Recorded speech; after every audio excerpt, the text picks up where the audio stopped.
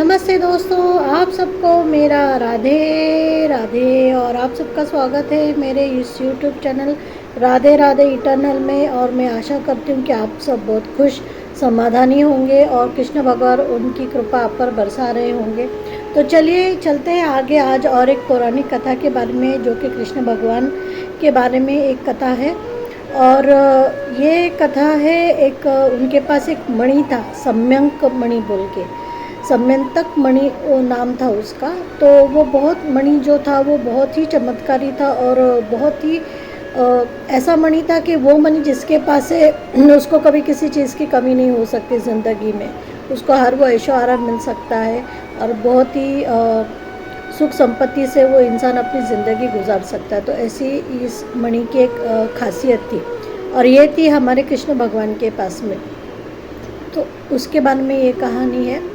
तो एक दिन जब कृष्ण भगवान और बलराम जी हस्तिनापुर के लिए चले गए पांडवों से मिलने के लिए, तब उनके चाचा जी थे अक्रूर जी और वृत्रवर्मा एक उनके सहयोगी थे। उन दोनों ने मिलकर शांतधनवा नाम के एक व्यक्ति, जो वो बहुत ही पापी व्यक्ति था और वो हमेशा चोरी चकारी करता था, हत्याएं करता था, बहुत क्रूर था वो। तो उससे मिलकर उसको बोला कि तुम कृष्ण भगवान के महल में जाओ और उनके जो सम्यंतक जो मणि है वो मणि तुम हमारे लिए लेकर आओ।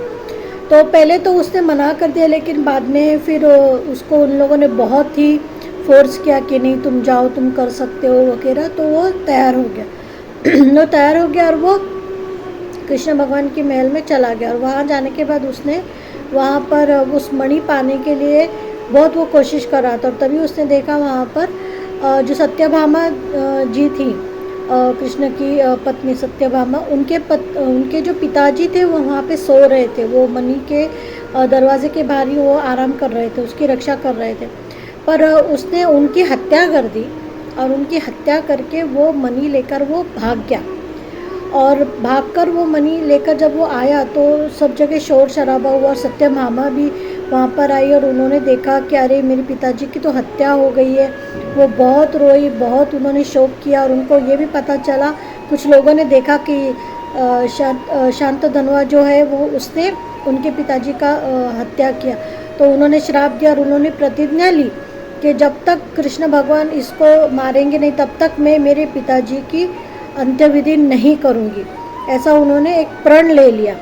और जब ये बात कृष्ण भगवान तक पहुंची, लेकिन उसके पहले सत्यभामा जी दौड़कर, यानी इतनी जल्दी में वो हस्तिनापुर पहुंची। वहाँ पे कृष्ण भगवान और बलराम जी को उन्होंने ये घटना बताई। और जैसे शांतधनवा को ये पता चला कि कृष्ण भगवान उन्हें ढूंढ रहे हैं और उनका वध करने के लिए, तो वो बहुत घबरा गया, इतना घबरा गया। और वो मणि तब तक उसी के पास था, लेकिन फिर उसने वो मणि लाकर अक्रूर जी को वो उन्हीं को देने वाला था। तो उसने बोला कि ये तुम पकड़ो मणि और मैं भाग रहा हूँ, वरना कृष्ण तो मुझे मेरी हत्या ही कर देंगे, मेरा वध कर देंगे। तो ऐसा कहकर वो भाग गया। लेकिन हुआ ऐसा कि कृष्ण भगवान ने उसे भागते हुए देख लिया और जब उन्हें पता चला कि ये भाग रहा है तो उन्होंने रथ से उसका पीछा किया।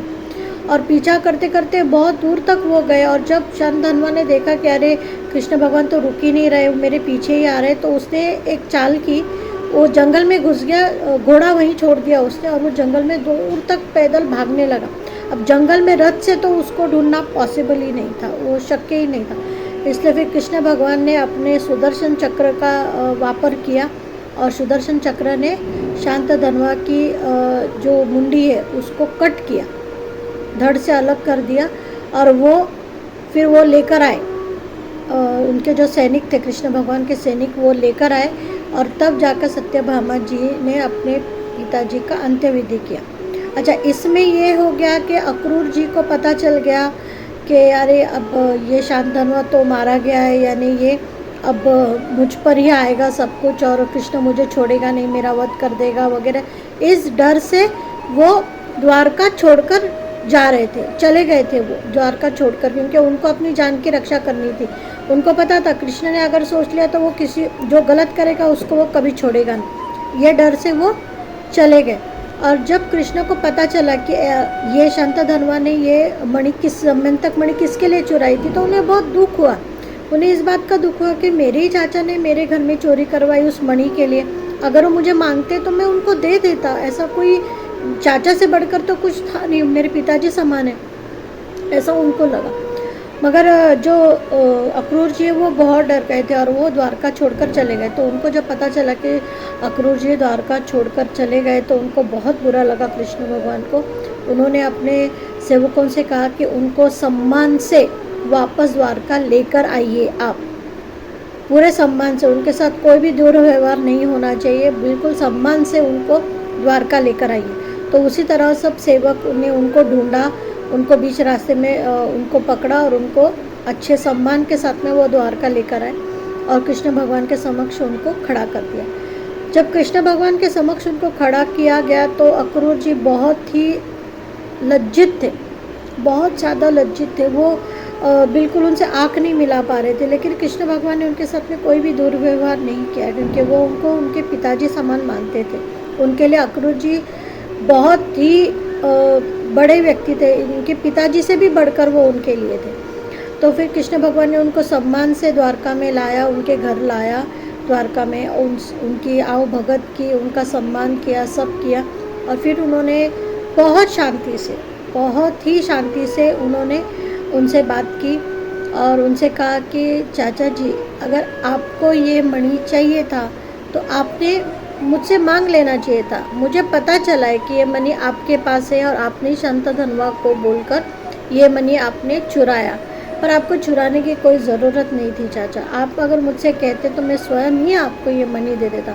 इतने मान सम्मान से उन्होंने उनको बोला और बोला कि मुझे तो अक्रूर जी ने जब ये सुना तो उन्हें बहुत बुरा लगा, वो बहुत लज्जित हो गए और उन्हें ऐसा लगा कि मैंने मेरे ही बेटे के घर में चोरी की। इस बात से वो बहुत दुखी हुए और उन्होंने कृष्ण भगवान को वो मणि वापस किया और उनसे कहा कि बेटा, मुझसे गलती हो गई, बहुत बड़ा पाप हो गया, मुझे क्षमा कर दो और मैं आज से कसम खाता हूँ कि इसके बाद मैं कभी भी लालच नहीं करूँगा और किसी भी चीज़ से लालच नहीं करूँगा और ऐसी कोई कृत्य नहीं करूँगा जिससे कि मुझे स्वयं को और तुम्हें भी लज्जित होना पड़े।